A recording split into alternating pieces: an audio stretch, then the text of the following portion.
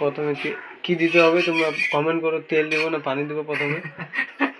তাড়াতাড়ি কমেন্ট করো, নাহলে আমরা ভোগে থাকবো। দিন হঠাৎ করে তোমার আম্মুরে আমার শাশুড়ি বানায় ফেল। সরি, গালি দেওয়ার উদ্দেশ্য ছিল না। I love you. গালি দিতে বাধ্য করছো।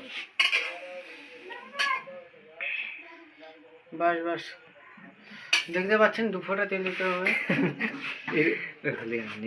এরকম তেল পেয়ে অন্য জায়গায় কাজে লাগে। 1 ফোঁটা নুন দিব। তেলের থেকে নুন বেশি। ওই ওই মা, ওই হলদি দিচ্ছে রে ভাই। দেখো গাইস, নুনের থেকে হলদি বেশি। ওইখানে এখানে ফেলে দেন। নুন